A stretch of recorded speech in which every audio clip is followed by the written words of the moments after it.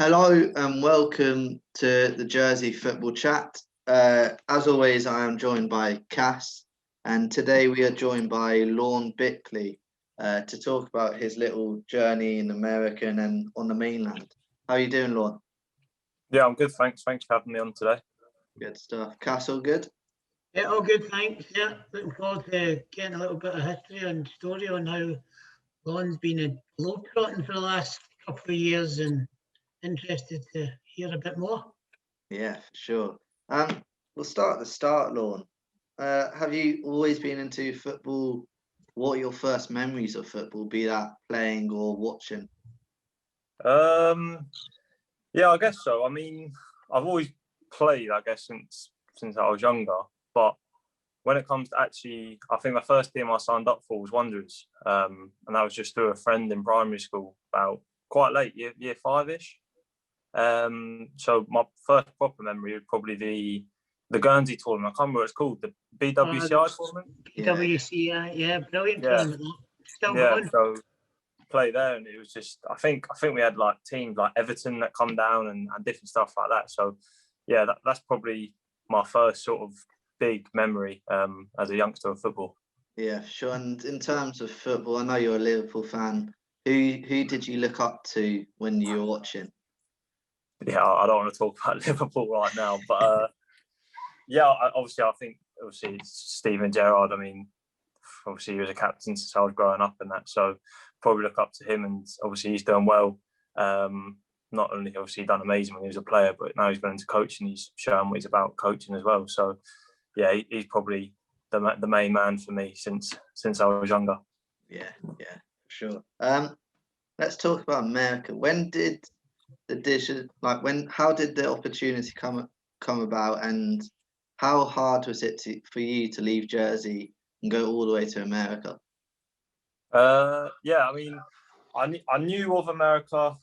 It kind of come about because, like, obviously, from school, I wasn't that academic, and I for me, going to England wasn't on the cards. So I knew a couple of lads that went out. I knew Fraser Barlow was there. I knew James Carey, obviously the Jersey Bulls captain, was there, and John LeCain, year above me as well, went out there. So I spoke to them all and kind of got like the gist of it from that, how they got there, their approach of going through like different, speaking to different people. And then on the back of that, I attended like a showcase where about 50 coaches from America came down to England and watched you play. And sort of if they liked you, they'd speak to you, and then you then get scholarships off the back of that. And you just sort of make your pick. Instead of, like, I don't want to go into too much about it, but you sort of just make your pick out of the offers you get. And I chose, obviously, Wilmington University, where I went to. But in regards to, was it hard to leave? I mean, it's for me, it wasn't, because it was a journey. I think at that stage, I wanted to progress in a different way in football. Obviously, I knew, obviously, when you finished 18s is the jersey stuff. But I think for me at that stage, I could have the opportunity to go play in America, and with a good level with some lads that have represented countries, Greece and Jamaica, two of the lads I played with. So for me, it was just a stepping stone. I didn't really question it at all. So it was just one of them. Just need to go there, mate. How good was the standard over there? You touched on it there. How good was it for you to go and play, and how much did it help your game as well? Yeah, I mean, when I first, it's hard to like, if I was comparing it to the Jersey first team, for example, the physical. Obviously, I think I might have trained with them a couple of times before I went there. So, and played first team obviously for clubs. So the physicality part, I knew what to expect. But I think when I got there, it was some of the lads, as I said, one played for Jamaica under 23s, another one plays for Greece under 18. So they've got a lot on a lad from Jersey playing for Wanderers and Boulivot. So when I got there, it was tough to get into at first, because it's just adapting. But when you start playing with them, I think you become comfortable with it, and it just taking it that extra step, I think. Definitely. When you were over there, you obviously did well. You broke records left, right, and centre. Just how proud of your achievements are you? And when you look back, do you have to like how do you look at it? How much did you enjoy it as well? Yeah, I loved it. I'd do another 4 years if I could again. But in regards to like, the records and that, I think because most of my records, I guess, and the accolades come my last year. But I think that wasn't just from me playing and the team that we had, because it was a lot better than my first 2 years. I think for me personally, I just had more of a drive because the year before, obviously, I blew my knee, so I missed the year. So I had to sit and watch all the lads have the best year that they've had since I've been there. So I was a bit, obviously, proud of them, but I was a bit jealous, and I was like, I want to make this next year better. So I just think for me, it was just trying to get my head down. And when you start doing well, you start getting noticed, and you just got to keep going. And then when the accolades come at the end of the year, it's just what all the hard work throughout the year with the team and stuff like that, which is nice. But I would never expect, if someone told me when I was 18 that in 4 years' time you'll be the national player of the year, I would have laughed them, because America's big and it is stupid. So yeah, it's good. And I think obviously coming back now and gaining that experience and being able to play, obviously going to England, having that small stint there, but come back to Jersey and being able to play and hopefully carry on playing at a high level here, it's all part of the experience and learning curve. Yeah, sure. What did you find? Did you find the standard a lot better over there? I mean, because I think our top level footballers are as good as any of in any country, like amateur level. Did you find that the players were a lot better or quicker or fitter? I think the Americans, yeah, I found them a lot quicker, a lot faster, a lot fitter. But I just think that's because they're something about America. They're just they want to be the biggest, the best. Do you know what I mean? Yeah. In terms of technicality, like the lads that were European, they'd bring the best sort of ball play, and it's just a lot quicker. I find, obviously when you're playing, someone sees the picture like step ahead and so on. That's what they done. So in regard, it probably was a step up from what I was playing here. But I've always said that I would love to see what it would be like if that team played against the first team, for example, Cass. That'd be great to see. I don't think we'll ever get it, unfortunately. No, that's what I mean. It's just I would love to know the sort of difference and how it'd work out. But yeah, it would be a good game, I think. Yeah, interesting. And then obviously you've touched on it there. Come back from uni, came back to Jersey for a little bit, then opportunities came to go pro, and must have been really exciting, especially with the excellent last season in America. So how did that come about, and what was that like? Similar question: standard, fitness, facilities.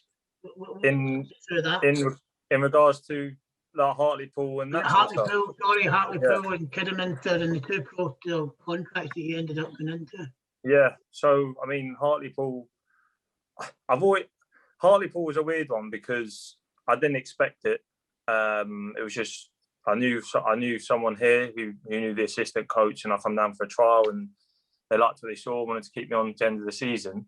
But when I got there, it was just everything was ran so professionally. I think my first session I was there, the pitch was waterlogged. So I trained at Sunderland's academy in the indoor facility, and it was amazing. But you must have been trained for rain every day then. Yeah, exactly. But everything was just a step above. Everything was so professional. I think I didn't realise how big of a club Hartlepool was. I didn't realise the background and everything that come with it. So it was a big club to go into. But as again, stepping up, the pace they all played, a lot of experienced pros there as well. They played and moved the ball a lot quicker, which it took me. It did take. I'm not gonna lie. It took me a good few weeks to adapt to how quick it was going, how fit they all were as well. But I think when you get there, it's just part of the parcel. At the end of the day, it was sort of my job and my chance to keep on playing at a high level.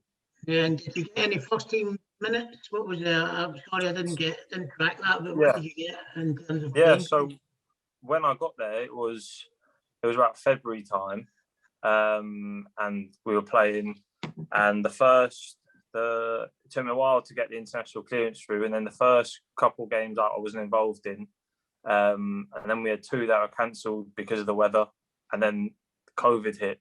And so we played a couple behind the scenes, behind closed doors games against Newcastle and 23s and in-house games, which I played in. But COVID sort of put a boot in everything for me. Yeah, it's such. I think if you just for a minute think about that. I mean, such a young player with great talent goes all around the world to try and get an opportunity, and then comes back, gets that golden opportunity that all the Jersey lads are striving for, and all the top players, and then the COVID really comes in and sweeps that opportunity away. I mean, and then I've worked over the years with a lot of boys that have come back in from that experience where it's just not worked out, and they've found it really difficult to come back to Jersey, settle in, maybe not enjoying the environment or thinking it's not good enough standard because they can never accept that it didn't work out, if you like. What's your plans then, coming back to Jersey, playing, getting minutes into your legs, and have you got an agent or what, or are you just going to come back and concentrate on local stuff? Yeah, so I've got an agent, which is I didn't have an agent before I went to Hartlepool. I had one afterwards.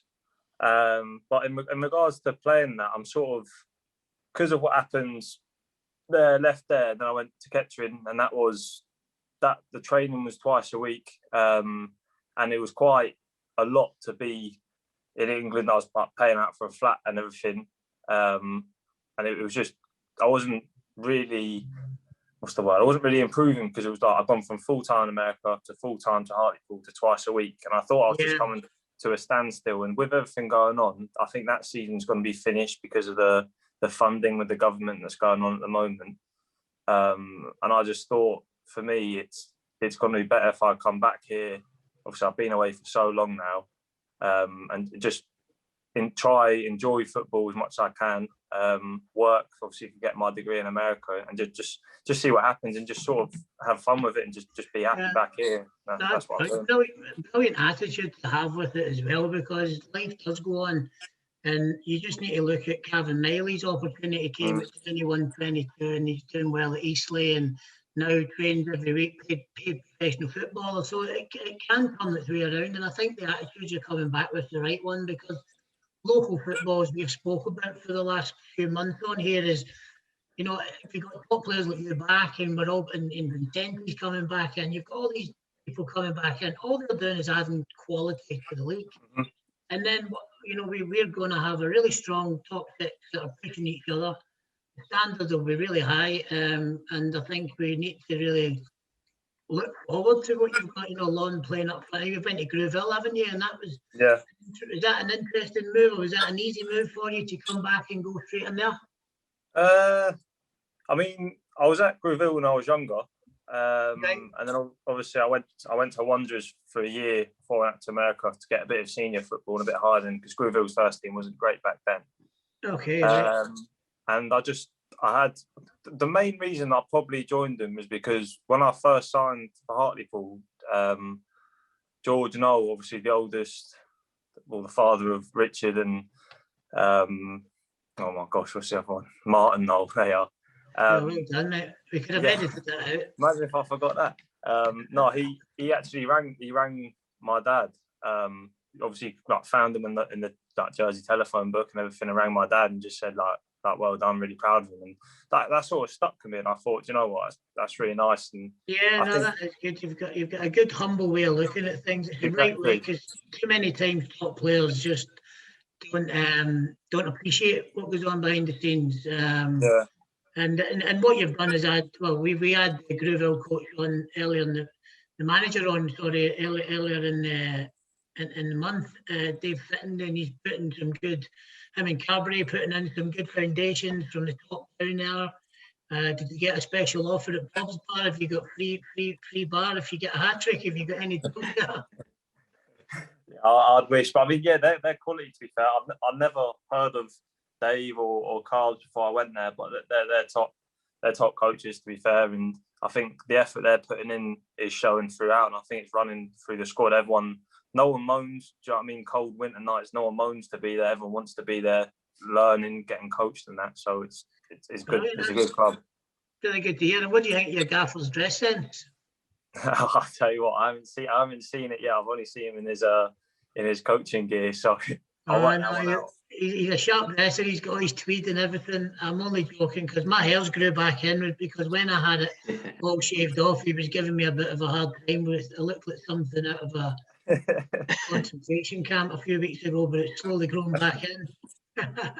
Well, that's great news that you've come back in the right idea. You've had and you know what? You've put one foot in the door in the professional game, and people will remember you. And when things pick back up, as long as you're getting the minutes in, you're banging the goals in the back of the net and enjoying your football, then you never know what's around the corner. But your attitude definitely seems to be right with it, and good things happen to good people, I believe. How have you found Grooville so far? Like, have you had training in the small groups and that? How have you found it so far? Yeah, I mean, we obviously, because of everything that's going on, it's like 10 a group, or 9 plus a coach. So it's all been going good. A lot of fitness. I think we're a fit team. Well, from what I've seen so far, and obviously we're trying to get a bit of ball work as well. Obviously with the season coming back up, but I mean, I watched it, guys, when you guys spoke with Dave and said talking about fitness wins. Fitness is a big part of this league and winning it, and I completely agree. And hopefully, obviously, it might not happen this year. I haven't played this year, but what is the point? What is the point? Where are you in the league? I don't know. I think they said. I think they're mid-table, about 5th, 4th. I think we're 3rd. I think we're behind Wanderers and Paul. I think you're 9 points off the top, or 12 maybe, but. I tell you what, it does make it interesting, you coming back. If you're going to stay at the end of the season and give them as long as you get the goals banging in and winning games, it will be an interest. You'll definitely, Grooville will have an impact on who wins the league, I think, the way they've gone. Yeah, definitely. I'm excited. But yeah, I mean, it's good, to be honest with you, Dan. It's a top club and I think they're running it the right way. So only onwards and upwards. How are you going to, obviously there's going to be some expectation on you, having been to America, having been in England. How are you going to cope with that? I try not to look into all that, to be honest. All this like expectation. I know obviously what I've done's like nice. It's good, and obviously people are aware of it. But end of the day, you're not here to make everyone be aware of you and stuff like that. I'm just want to play and enjoy football, and hopefully what I've done in America, I can sort of mirror and do it back here for Grooville and Jersey Bulls and different stuff like that. So yeah. Is that something that you definitely want to do as well, Jersey Bulls, and then eventually with Cass, Jersey FA? Yeah, I mean, I spoke to Gary about Jersey Bulls and stuff like that, which I'm looking to be a part of. I don't think that's going to happen this year, but I mean, as far as Cass, that's up to him. That's not up to me. But I'm definitely going to work hard to try to be part of it. Well, I think you were in and around the squad just before you left. Obviously, you were just going away for different trials, and there was all sorts going on with America, and you were showing good signs there. And I think you come back and played in the Bulls game against Stevenage. I don't know if you come on as a sub, but for me, you turned the game when you come on and made it and played really well. I think for me, especially in senior football, it's about getting those 10, 15 games under your belt and just building a momentum, building form. And you're going about it the right way. Whatever records or whatever goals you get, you'll work that out at the end of the season. You just take your hard work and your work ethic and lead by example there. And I think players will look up to that. I know the youngsters really look up to guys that go away and make it, not just go away and try it, but actually make a fist of it and come back with awards and experiences where they've won things. Going over there and playing in a different league is one thing, but going over there and winning leagues and stuff like that it definitely creates a different character. Yeah, no, I agree. I think even though obviously I'm still pretty young, I've got obviously quite a bit of experience playing here and everywhere. So it'll be nice for me. Obviously, when I looked up to lads, when I looked up like the Chrissy Andrews of the world and stuff like that when I was younger, it'll be nice. Hopefully, I can have that same sort of impression on the younger generation. I'm happy to help them anyway. Yeah, Chrissy Andrews is definitely a good role model to follow. And actually, you lead us into you talk about your experiences in a short career in terms of your age, but I noticed that you're stepping in to help out with Aaron Travis and Game Sense. How did that come about? And I'm sure all the kids at Game Sense will be looking forward to seeing you there. But how did that step up? Yeah, I mean, I've known Aaron since he coached me at Boulivot. And obviously I know he's part of the island setup and stuff like that. And he just said, do I fancy sort of getting involved with them and working away and learning like from him? And I just said, I don't do you know what I mean? Obviously I play, but I'd love to sort of, I don't want to be like getting too much of the coaching yet because I'm concentrating on playing, but it's definitely a good option for me, and it's something I think I'll enjoy. So, and it'll be quite nice to see behind the scenes as well what goes on, and all technical aspects and stuff like that. So yeah. Well, I must admit, what he's done at Game Sense, Aaron, he's basically the chief exec, the president, the manager, the coach, the coach's leader, and it's amazing what he does. I follow him on the Facebook in terms of the videos, and really has built a brilliant little club there off the ground from nothing. So going back in, one thing I say all the time to Dan, if we can get ex-players, especially the top ones, coming in and getting a little bit back, too many finish and don't get back involved. They do get back involved if their kids are involved, maybe they're starting at minis age group. But it would be so good to have that conveyor belt of players just dropping back in and giving something back and just helping the current club and coaches, even on match days, just to sort of give them a little bit of help. Because sometimes the coaches might be okay at training, but match days is a different thing, and substitutions, and maybe that's something you can help them with on a Sunday, where game management and things like that. I know it's only kids, but there's a lot you can pass on that you might not believe you've got anything to offer straight away because you're not coaching, but your game experience will be really helpful. Yeah, no, that's spot on. I mean, that's what I spoke about with Aaron. It wasn't coming in and getting into the nitty gritty stuff straight away. It was sort of almost getting like baby feeding into it, and just making the most of the experience and getting involved. No, good stuff. Well done doing that. I'm really pleased to hear that as well. Obviously, Aaron's coached you, as you said. Yeah, who's the best coach or manager that you've played under? Is it the guys in America, or is there any others that stand out to you? I mean, Aaron Travers probably made me realise that I was half decent at football. Best way to put it. He sort of helped me take a step up and understand the game more. But obviously him, Paul Renton, done a lot for me for the island as well. And then in America, it was different because I was the coach I would see every day. I'd be a part of him every day. He'd help on the field, off the field, because we're international. So he was a good coach, but he was sort of, I normally see him more as like a friend rather than a coach, because he just done a lot for us. We keep in contact now. If I was going purely off coaching, it would be like Paul Renton and Aaron Travers. They helped me and took me to the next level, I guess.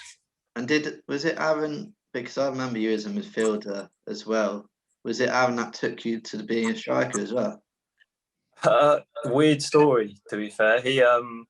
I knew of Aaron through he was friends with my dad pretty much, and I spoke to him one day and we sat down, and he said this sort of plans for Gruville. I think must have been before the season started, and he just says what he'd expect for me if I joined them, and then he wrote down, he was like, I can see you playing two positions, and I was like, right, okay. I've only ever played centre mid.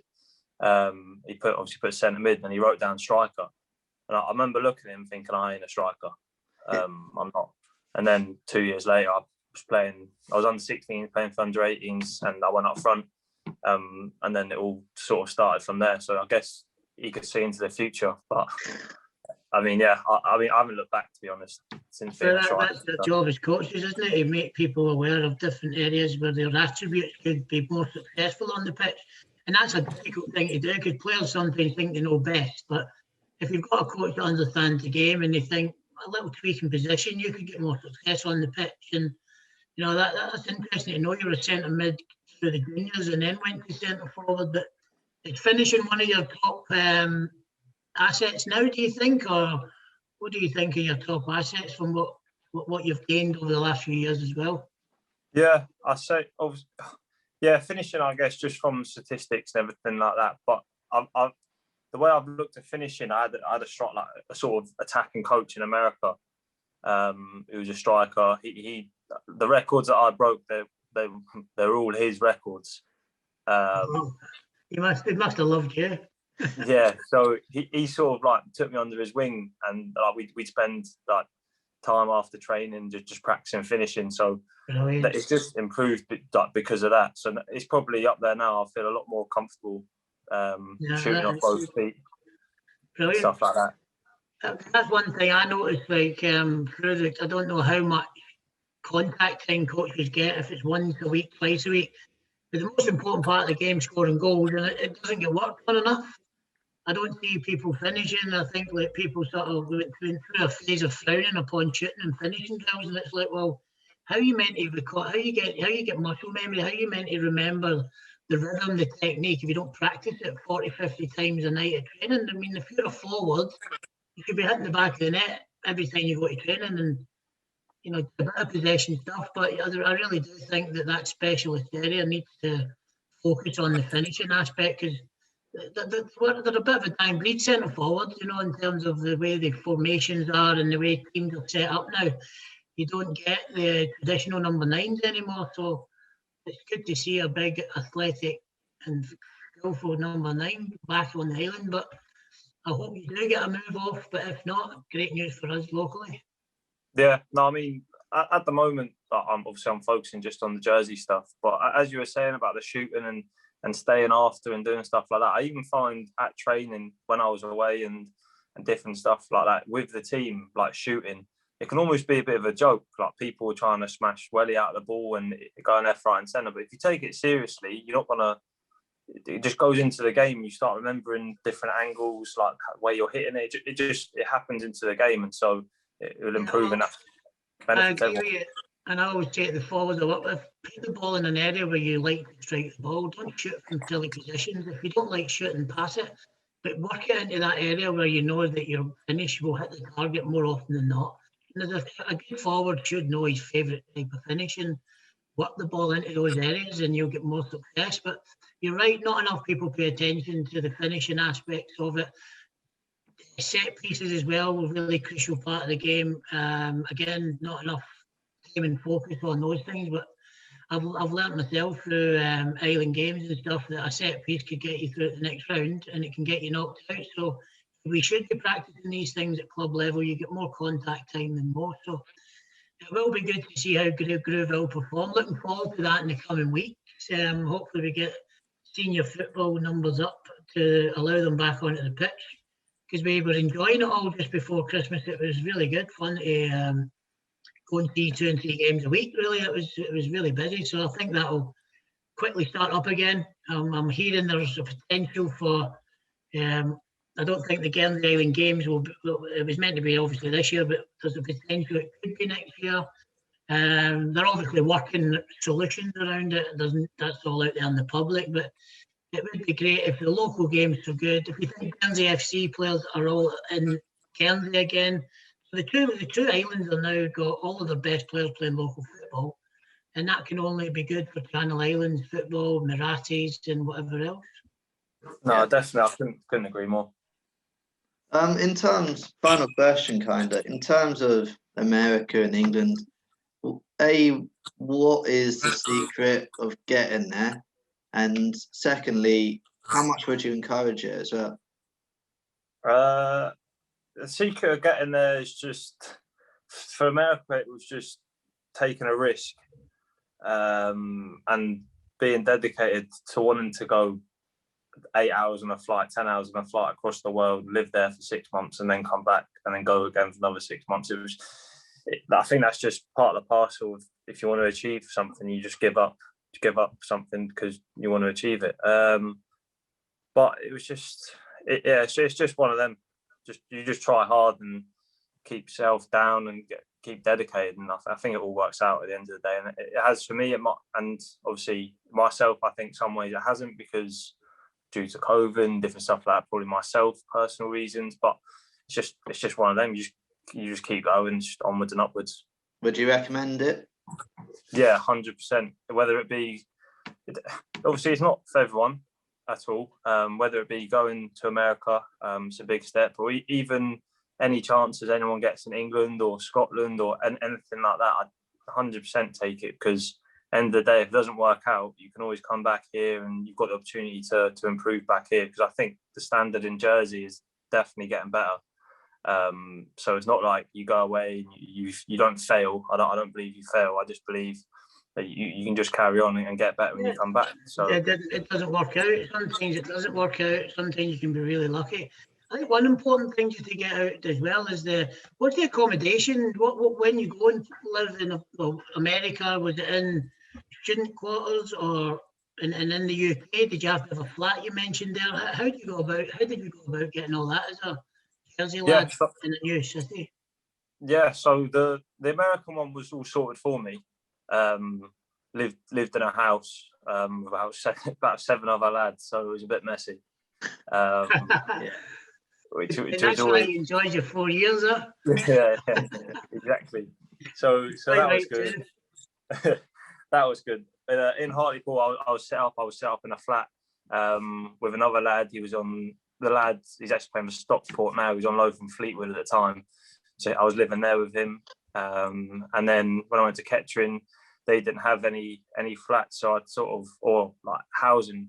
So when I got there, I spent a week in a hotel, looking around the place, sussing it out, and then I literally within a week, I sort of found a flat, sorted out my lease, and that was pretty much put on my own 2 feet to sort everything out, and I managed to do it. But yeah, that's how all the housing comes along. And I think that there's where the big challenge is for young Jersey lads going over, because you know, if you've been away in family holidays, that's one thing, but going over to a new city, and you do need to have a certain steel about you. You need to thick skin. You need to be well supported from your family, but also have a little bit of common sense and savvy about you, because it's a big step. And footballers know that if mentally they're not focused on the game, there'd be nothing worse than staying in the wrong place, not playing at your right level. It's really important to get that foundation right, I would have thought. No, exactly. That's spot on, and that's when I thought about it. It did take me it was a big thought to come back here and sort of end it.